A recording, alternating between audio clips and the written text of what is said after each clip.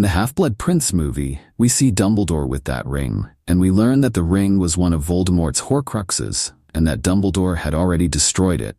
However, it's never explained when and how Dumbledore destroyed it. We're also not shown how he even managed to reach that ring, and how he obtained it, because Voldemort wouldn't have just left the ring lying around since it was one of his Horcruxes.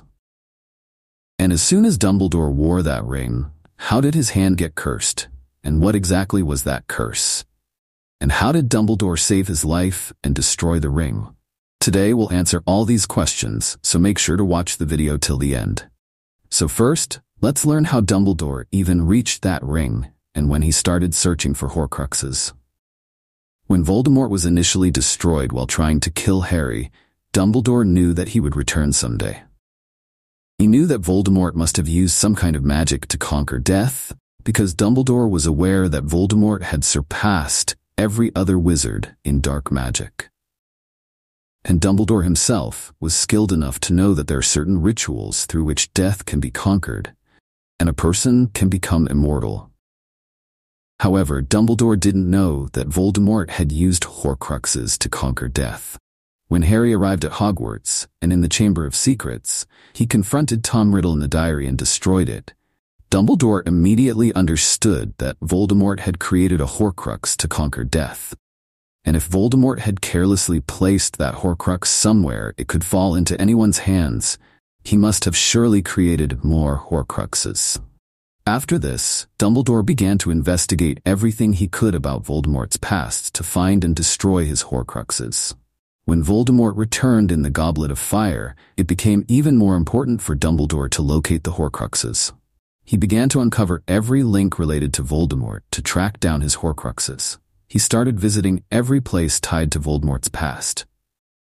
In this way, during the summer of 1996, right before Harry's 6th year at Hogwarts, Dumbledore arrived at the Gaunt house. The house was entirely covered with bushes, and Voldemort had protected it with various enchantments to prevent anyone from entering, because this house was where he had hidden the ring, which was one of his Horcruxes. And Dumbledore, being a very powerful wizard, managed to enter the house despite all those enchantments. After entering, under the floorboards, Dumbledore found a golden box containing the ring. As soon as he saw that ring, Dumbledore recognized the sign of the Deathly Hallows on it, realizing that the black stone was actually the Resurrection Stone, something he had desired in his younger days. The moment he saw the ring, he momentarily forgot it could be a Horcrux, and that Voldemort might have placed some sort of curse on it. Dumbledore became emotional, thinking he could use the stone to bring back his family members, especially his sister Ariana. With this desire, he immediately put on the ring. But as soon as he wore it, a deadly curse started spreading through his hand. His hand turned so black it seemed lifeless. Soon, the curse began spreading rapidly from his hand throughout his body, and he started to weaken. Somehow, he managed to return to Hogwarts and destroyed the ring in his office with the Sword of Gryffindor. Actually, Horcruxes can only be destroyed by basilisk venom or fiend fire, but the reason this sword could destroy Horcruxes was because Harry had used it to kill a basilisk, and the sword absorbed the venom. So now, this sword could also destroy Horcruxes. Dumbledore destroyed the ring, thereby eliminating one of Voldemort's Horcruxes. However, this didn't stop the curse spreading through his body. His hand had turned so black it looked completely burnt. In a weakened state, he summoned Snape. To save Dumbledore's life, Snape gave him a thick golden potion and pointed his wand at Dumbledore's injured hand, muttering incantations.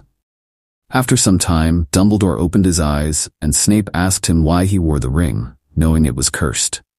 When Snape asked Dumbledore why he even touched the ring, Dumbledore admitted he had been tempted. When Snape asked what tempted him, Dumbledore didn't respond. In frustration, Snape told him that it was a miracle he had managed to return alive. The ring carried a powerful curse, and they could only hope to contain it. Snape explained that he had managed to confine the curse to Dumbledore's hand, which had turned black and looked lifeless. Dumbledore raised his blackened hand and gazed at it as if it were an object of curiosity. He thanked Snape, saying, "You've done well, Severus. How much time do you think I have?" Snape hesitated and replied, "I can't be sure, maybe a year. Curses like this can't be stopped, they grow stronger over time. Hearing this, Dumbledore smiled, showing no concern for his own life, and expressed his gratitude to Snape for being there. Then Snape, still frustrated, told Dumbledore that if he had summoned him earlier, he might have been able to do more and give him more time. Snape looked at the shattered ring and the sword in anger and asked Dumbledore if he had thought that breaking the ring would also break the curse. Dumbledore admitted to Snape that he had been confused and wasn't thinking clearly at that moment. Afterward, Dumbledore and Snape discussed Voldemort's plans, specifically how Voldemort had tasked Draco with killing Dumbledore, and if Draco failed, Voldemort wanted Snape to complete the task. This was why Dumbledore insisted that Snape fulfill the plan, as it would ensure Voldemort's trust in Snape. Talking about the ring after destroying it, Dumbledore continued to wear it for a few days. He was even wearing it when he went to pick up Harry from Privet Drive, the night he introduced him to Slughorn. He may have worn the ring that day to make Slughorn recognize it and return to Hogwarts, so Slughorn would provide him with the correct memory where Slughorn told Voldemort about Horcruxes.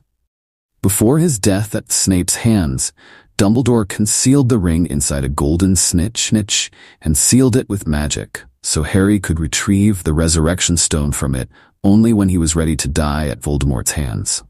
Dumbledore knew that for the Horcrux within Harry to be destroyed, Harry would have to die, and he was confident that after using the stone, Harry would find the courage to face death and would be able to meet his loved ones, giving him the strength to accept his fate. So I hope all your questions about the ring have been answered.